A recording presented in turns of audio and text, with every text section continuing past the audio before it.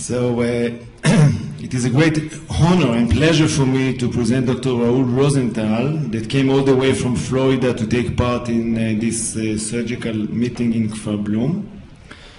I must say that I don't think that I have to introduce Raul in an official way, as in the recent year he has become an integral part of the surgical landscape here in Israel. And I'm sure most of the people here in the audience know him very well. Raul comes to Israel very often, maybe 3-4 times a year, and takes part in many surgical discussions and has performed many complicated operations in almost all hospitals in Israel, but not in Meir, so I invite you also, okay? Of General Surgery, the director of the Minimally Invasive Surgery, the Bariatric and Metabolic Institute, and director of the General Surgery Residency at the Cleveland Clinic in Florida. I'm not going to count the number of his publications or books he has written, but I want to emphasize that he's one of the world-leading surgical figures in minimally invasive and bariatric surgery. I just want to mention 2 anecdotal things about him if somebody doesn't know. First, Raul is the world record surgeon in the number of surgical residencies that a surgeon has completed ever. He has actually did 3 surgical residency programs. The first one was in Argentina, where he grew. The second one was in Germany.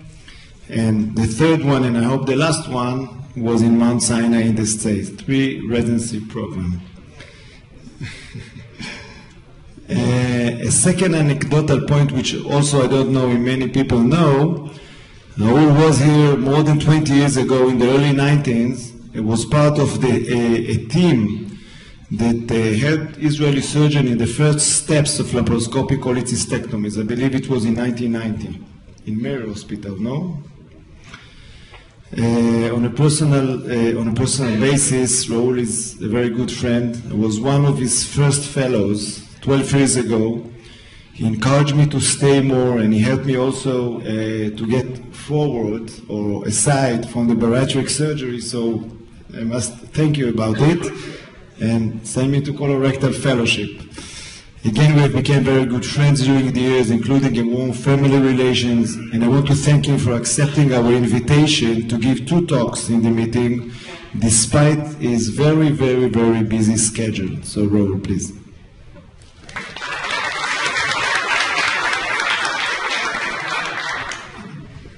Thank you, Shmulik.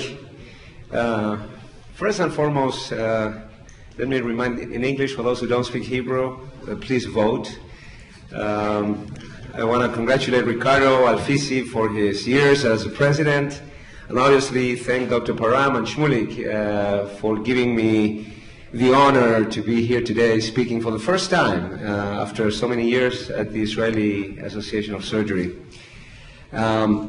I don't come to Israel to teach, I come here to learn. And the story tells that in 1988, Professor Durs, who just walked into the room, was the president of the International College of Surgeons and did a meeting that was at that time boycotted by the Intifada.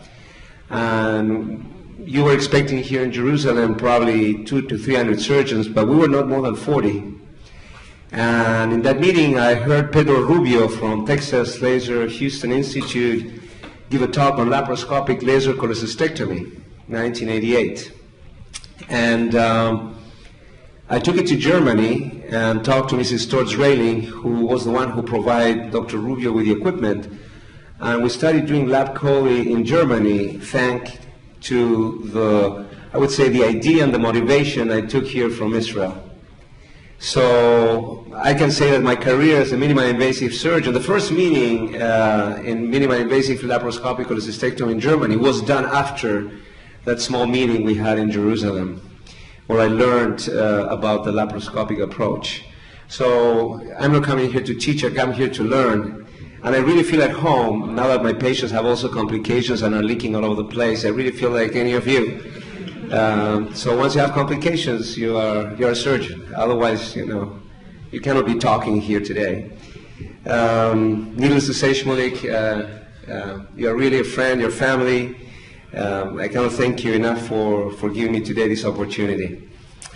You know, I'm not going to talk so much about surgery, leaks, and anastomosis, but I'm going to talk about something that to me has become a new passion. I was always passionate about training. I did three residencies, so to me it was very difficult to learn and to study. And I'm going to talk to you about something that Dr. Jürgen Brenner, who was the past chairman of the European Surgical Institute, started talking to me. I came to America thanks to Jürgen. He was the one who pushed me to go to the United States. And he said to me all the time, Raul, how can we learn better? He was a fully trained surgeon, an excellent orthopedic surgeon, and decided to go into education due to a health problem. So Eleanor Roosevelt said that we learn from the mistakes of others, but we cannot live long enough to make them all by ourselves. So we need to see how can we learn better, how can we get faster in getting knowledge, and specifically for us surgeons. The question is, what can we learn from others? Are we still so arrogant that we think that we know it all, we know it better? What we learn from sports and aviation is to be good when it counts. This is something that we surgeons take for granted, to be good when it counts. And we think that because we've done it 100 times and it was so difficult, when something is going to happen, we'll be able to manage it again. The truth is that athletes, as you well know, work heavily in trying to develop a technique, how to ski, how to play tennis or golf. And that has all to do with mental training, with rehearsing mentally what they're going to do with their next drive when they play golf or when they hit a ball and playing tennis. And in aviation, it's something very similar. There are movements with high cognitive components. There is that interaction between the machine and the human being. There are high stress conditions. And, you know, when Professor Durr started performing surgery, there was no machine. There was a knife and a scissors and a pickup, but now we all have in front of us machines. And some of you need a robot even to do the surgery because you're going to do it even with a laparoscope. So we have again that interaction between the machine and the tissue. There are complex movements we need to do.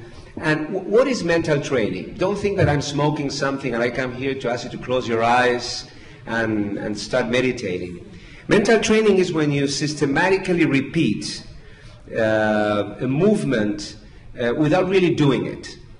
And when I presented this at SAGES, one of the members stood up at the end and said, you know what, I just called my dad because when I was a child, my dad was a commercial air pilot. I used to walk into the living room and he would be sitting with his helmet with the chair upside down and we start jumping on him and he said, don't bother me please because I'm flying.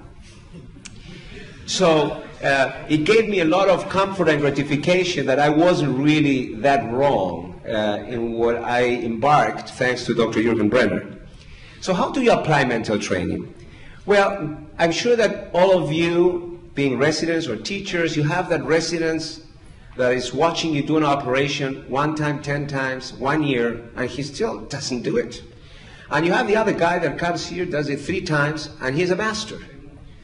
Is the one very good and the other one very bad, or is it that there is a problem for the one to understand the movements to get up to speed? So what you do in mental training, you first have to describe a movement. You need to describe how you hold the pickup with your left hand, and how you hold the needle driver with your right, and how you move your wrists to put the needle in certain position, etc., etc., etc. And what we are trying to do now is to divide a movement or an action into nodal points. An operation has, for instance, 5, 6, 7 nodal points, but there are probably thousands of movements. How can you teach that to someone just by having him on a ladder or looking at a monitor in 2013 and try that this guy is going to assimilate that and go tomorrow and do it? And then once you mark the nodal points, that person can then go home and think about how Dr. X or Dr. Jones or Smith did this movement to get that needle through the tissue. This is the Olympic champion of throwing the hammer. And when you talk to her and you interview her about her mental training, how he manages to throw that hammer to be Olympic champion, and she's sitting on a plane, she tells you She closes her eyes and she says, long, long, and left, right, sack, sack, jaba. That's how she puts names. Some people put noises or colors or music to recall the action that you're going to be doing. And, you know, it's not that when I do an operation, I'm saying for each movement I do a word like this, but it has a lot to do how you can be successful in repeating an operation by creating certain points, what we call the nodal points, to orient yourself. These are athletes from the German national team, and that is just how they approach a hurdle when they run. Start, run, approach, jump, cross, land, and run again in between hurdles. And between run and run comes again a session of movements. This is how you land an Airbus 320. That's what the pilot, you know that after 10,000 feet, they don't talk anymore. There's no way you can talk. There's no way they can do anything but go through the different checkpoints and checklists they have. And we all sit on planes and listen to music and are busy with our iPads, while these guys have to be really perfect in what they do. And you can see how they have different steps: approach, orientation, runway, briefing, control, manual flights, etc., etc. Well, when we do a cholecystectomy now, for my residents and fellows, I have nodal points. I have movements. I don't let them come to the operating room anymore just to watch me do a gallbladder and then watch me do 2 gallbladders, and then hopefully he's going to do the same way for the 3rd one. They need to read. They need to read. And if they don't read it and they don't remember it, I get furious and yell. Because there is no excuse they cannot do the task. Or there is an excuse they cannot do the task, but there's no excuse they didn't read their nodal points. That's an appendectomy.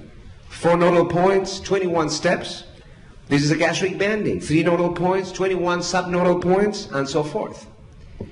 So what happens with aviation? I just mentioned to you about sports. What happens with aviation? Well, here's again the human and machine interaction. They need to have adequate situational awareness. They need to know where they are. We need to know where we are anatomically. When we operate on the hiatus, cava to the left, aorta to the right, esophagus a little above, liver here, diaphragm there. You need to have situational awareness. And so do the pilots. So should we surgeons. And sometimes we don't. And you need to anticipate what can go wrong. You know, one of the most wonderful people I ever had the pleasure to work with as my senior when I was at Mount Sinai was Mendy Ben Chaim. And Mendy told me one day, we were fighting about patients, and he said to me, you know what, this guy, he doesn't have a second thought. I said, what do you mean by second thought? Well, he doesn't have a differential. He doesn't have an escape to that situation. That's the way you should be trained as a surgeon. You need to anticipate what are you going to do when there is something abnormal. Now, I'm going to show you now with Zulenberger, how Zulenberger lands the plane on the Hudson River. The bird strike happened at 3:37. He lands the plane at 3:31. And I'm not going to interrupt the dialogue. This is the real dialogue between the air control, Newark Airport, and LaGuardia Airport, and Zulenberger. This is the real. And see how he deals with an abnormal situation. See how he deals with an abnormal situation, and see how the other guys are talking to each other. This is mental training.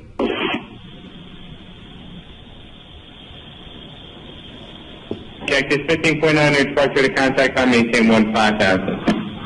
Maintain 15,000, cactus 1549.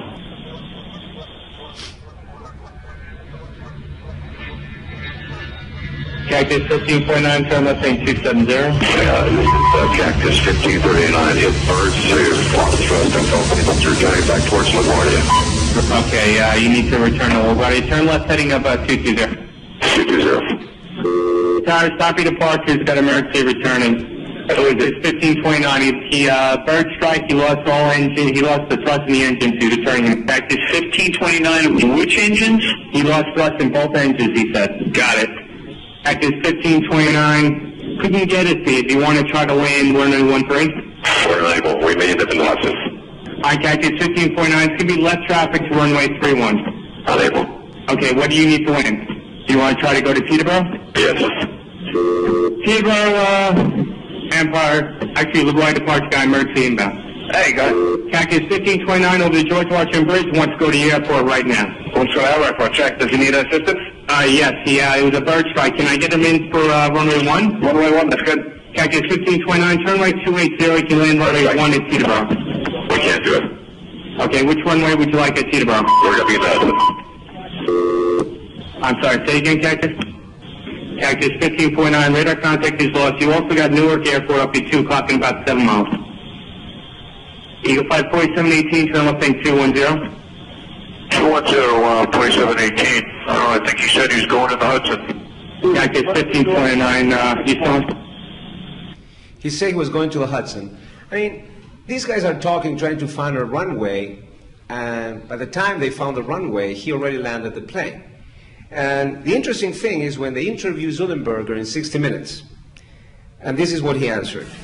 90 seconds before hitting the water, Captain Sullenberger made an announcement to the passengers and crew. 3 simple words: brace for impact. I made the brace for impact announcement in the cabin, and immediately through the hardened cockpit door, I heard the flight attendants begin shouting their commands in response to my command to brace. Heads down, stay down. I could hear them clearly. They were chanting it in unison over and over again to the passengers to warn them and instruct them. And I felt very comforted by that. I knew immediately that they were on the same page, that if I could land the airplane, that they could get them out safely. But there was still a big if. I was sure I could do it. I was sure I can do it. 90 seconds before hitting landing a plane on the Hudson River. I was sure I can do it. He went through mental training. British Airways and Lufthansa, since 1990, mandate all their pilots to go through mental training. That's how the father of my colleague that talked to me at Sages was telling me that as a child, his father was laying in the dining room, upside down, flying a plane. See the results of the air industry.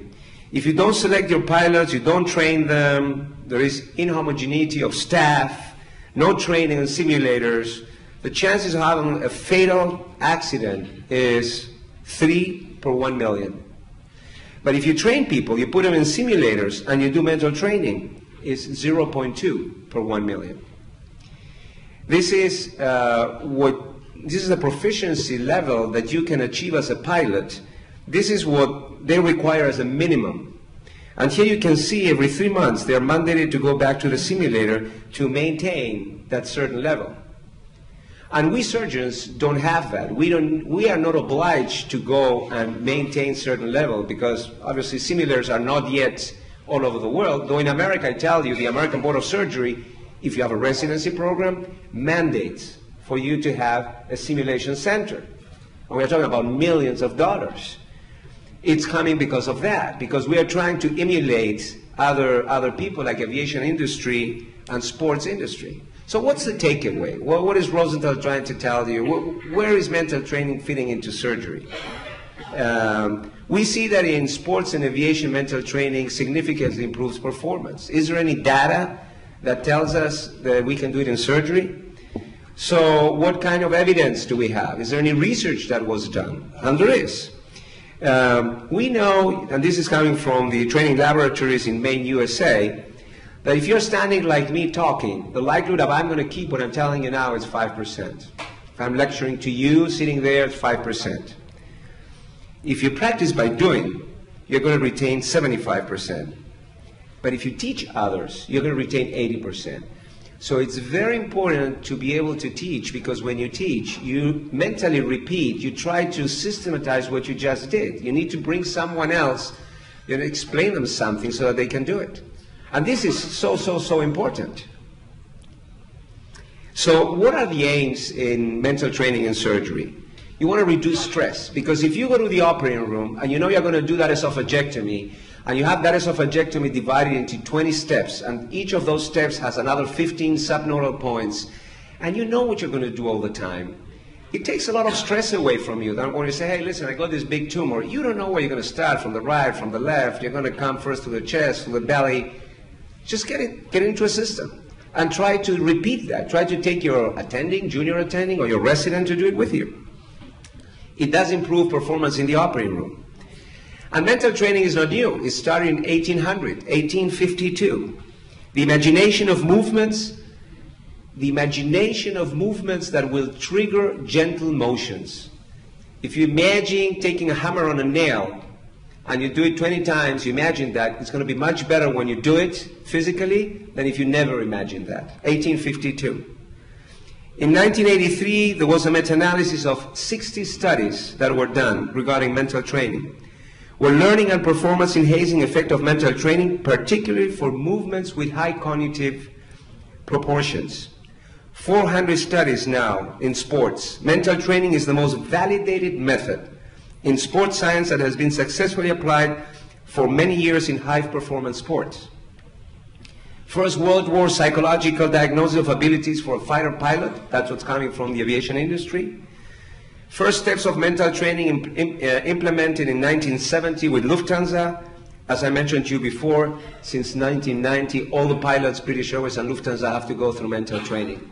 They have not only to get on the simulator, they have to imagine what they're going to be doing in that simulator. They're getting tested for that.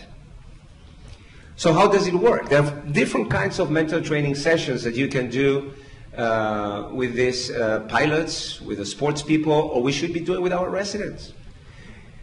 Just from the basic of, have someone observe you operate. But it's not good enough to go and put somebody on a ladder or in a room watching a monitor and watch you do an hour and a half or 2 hour surgery. You need to have the time to get down off that ladder and explain it and dissect it and divide it into what's important and what's not important. Try to create a system. And everything has a different step, repetition, until the surgeon or the resident can imagine that. This is low anterior resection. I know there are a lot of colorectal surgeons, surgeons like to do colorectal surgery. This is a low anterior resection. And this has been demonstrated also with neurological studies. There are different areas in our motor cortex that are responsible for fine movements. And obviously the area 4 that we all know, the motor area. But what I'm showing you here is a functional MRI. A functional MRI. And you have 5 days of training. In the first group here, this person is moving the index finger. Finger flexors, finger extensors. He does with the finger 1, 2, 1, 2, 5 days. And this is what you take in day number 1, 2, 3, 4, and 5. That's the signal of the MRI. This is here the control when he doesn't move the finger. Neither MRI day 1, 2, 3, 4, and 5. In the middle is when that person just thinks, imagines that he or she is moving the index finger. That's the signal you get with the MRI. I mean, it cannot be more obvious than what I'm showing you here. This is a magnetic resonance imaging showing you that there is a signal coming from your brain, which is very similar, if not equal, to the one when you really do the move, when you really do the task. So you try to memorize the operation. You try to do a subvocal training and say, okay, I watched Professor Smith do this and that and that and that, and then he did this. And so you try to speak up louder, that at least your resident should be doing it alone, otherwise it becomes a little bit odd for us surgeons. We don't like to do these kind of things. And then they need to go and imagine the operation. This is a publication in 2007 that probably you threw to the garbage or flip over thinking that these guys are smoking something. And it came from Jürgen Brenner and Mark Immenroth and Hans Streudel, who is a very well-known German surgeon, at least when it comes to research and education, talking about mental training. And they did a prospective study with 16 surgeons. Then they did another one with 106 surgeons. And they did an evaluation looking at 3 different subscales: task-specific checklist, global rating scale, respect for tissue, time and motion, instrument handling, flow of an operation, knowledge of procedures, and the overall evaluation that was a 5-point rating. And the results were that it improves all criteria. If you do the mental training, you get better at everything. It's significant task-specific checklist. And it's beneficial in addition to your traditional teaching. I'm not telling you you should not have your residents assist you anymore, or look at the monitors, or stand under a ladder behind you anymore. But you need to do something more than that. That's not good enough to get someone to be as good as Zullenberger, to predict an abnormal situation and manage that situation, to be good really when it counts.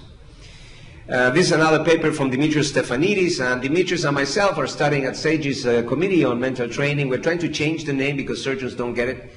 When we say mental training, they think we're wrong, so we're going to put this as a systematic approach or something like that. And this is what I did in the Cleveland Clinic with our residents. You know, I took the residents, I have 18 residents, and Yanif Kozakov, who's been a fabulous research fellow for the last year and a half, standing on the back, helped us do all this. We divided into groups, and there were PGY1s, 2s, 3s, and 4s. I didn't ask them to do a lap chole because it doesn't matter what you do. It could be, again, to hit a nail with a hammer. I asked them to suture, which I personally think, at least in our experience with laparoscopy, is the most important task that you need to learn. I look at them at baseline. Then I took half of them and showed them how I suture. They look at me. And then I took another half. I took them to another room, and I gave them the nodal points. I explained them how you put a needle in position, how you throw a knot, how you tie a knot, etc., etc., etc. I gave them 3 weeks. And Yanif, I wasn't there because I didn't have time, with some other fellows, brought him back into the room. And record them again, and they have a scale, how they evaluated day number 1 and day number 2. And we did the whole spiel with the Fisher test and the variables and Wilcoxon and all what we don't like to hear about. And we look at errors, time, movements of how they position the needle, how many times they drop that needle, how many times they pull on the tissue, on the foam, and they broke the foam, how many moves they needed to do a knot. And what we saw is that those who got the mental training were highly significant. They needed less moves, they needed less time, and they committed less errors. So as good as it gets, you don't need to kill a pig, you don't need to do a lap chole, just take the resident to a room and teach them how to suture, but use a systematic approach, not just watching us how we do it. Springer Verlag is putting together a series of books, as you can see here, that teach you the mental training approach to different operations. You can see I'm not trying to publicize. I have no conflict of interest. I have nothing to do with this company. This is Jürgen Brenner and Mark Immenroth doing it. They take surgeons and they do their prime. You have a prime. How? Because every surgeon here does an operation different. Thank God. And that's the beauty of surgery. So they have different primers, and you can do your own operation and talk to them. So in conclusion, we can say that the good thing of mental training is that it improves patient safety.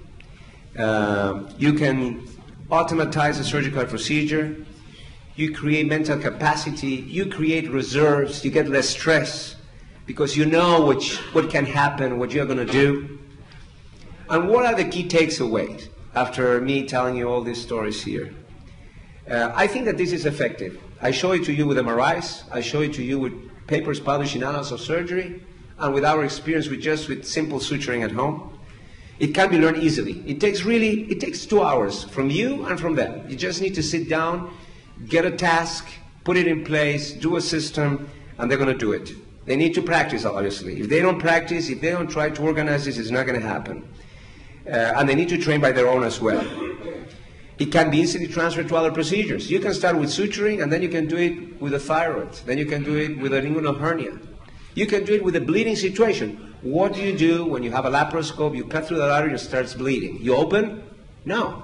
You hold it with a grasper, then you get the needle, then you prepare this, and you prepare that, you add another trocar. But all this needs to be written down so that the resident and ourselves can be prepared for that.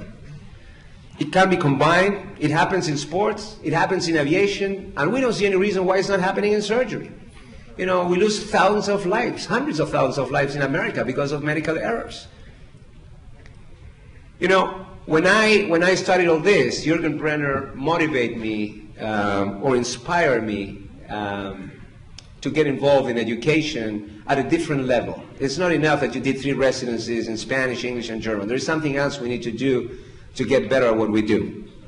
And they say that the mediocre teacher tells, the good one explains, the superior demonstrates, but the great teacher inspires. Brenner was a great teacher to me. He inspired me, and although I don't consider myself a great teacher, and I see a lot of young faces here, I hope I inspire you too to take upon this as well. So thank you very much for listening.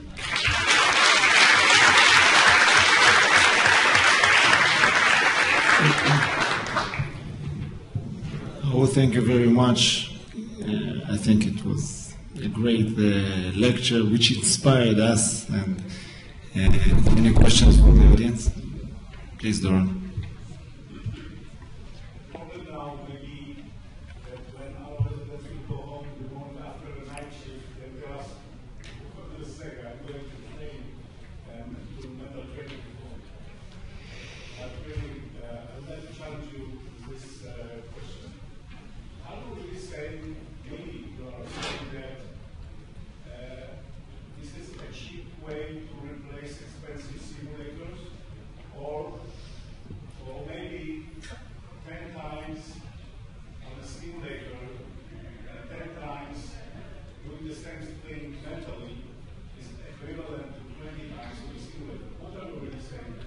Thank you. I think it's a great question. I'm going there. I think it is not a cheap way to replace the simulators. It's to make the simulators better. Because if you systematize in a lab code, and I don't know if Symbionics is here in the audience, so you can use the idea. If you put a system into the operation you're showing in the simulator, and you give it points, and whoever's in that simulator does the wrong move, you lose points. But what you got now in the simulator, it's a model. You can do a lab code the way you want. How can you get a scale? How can you give this value and metrics? Now, when you create a system, when you create steps, when you create nodal points, you can give it metrics. You can have your resident go through the simulator, but with Sachle, you know, the guy knows what he's doing. It's not just to go to the simulator that looks so fantastic. Number one.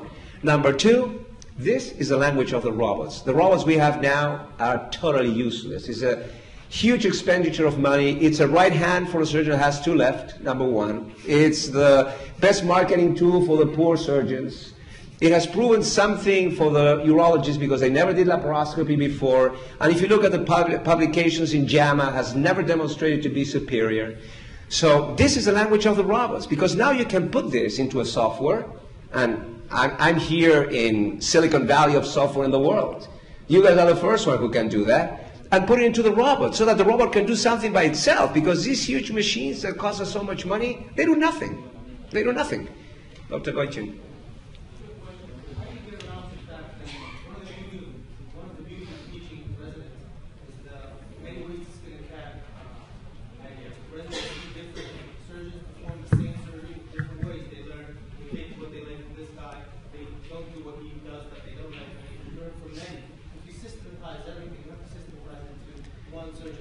Because Dr. Goichin has a way of doing a gastric bypass, Dr. Fagin has a way of doing the gastric bypass, and Dr. Rubin has a different way of doing a gastric bypass.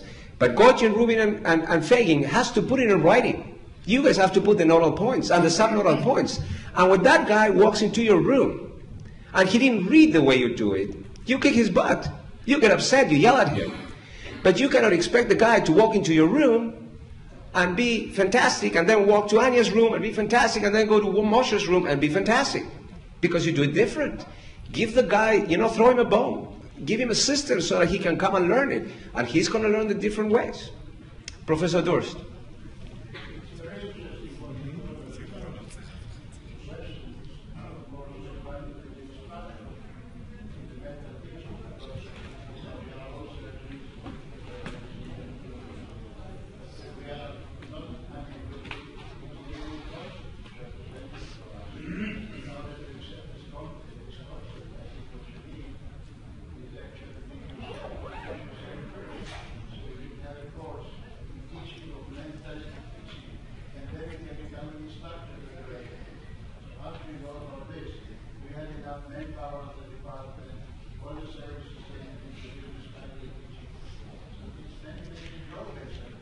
Thank you so much for that comment, and this is indeed a problem that I'm having, at least in my department. I mean, I'm sitting on the plane, and when I'm sitting on the plane, I'm writing operations. I'm trying to create primers, what you call an operation primer, with nodal points and subnodal points.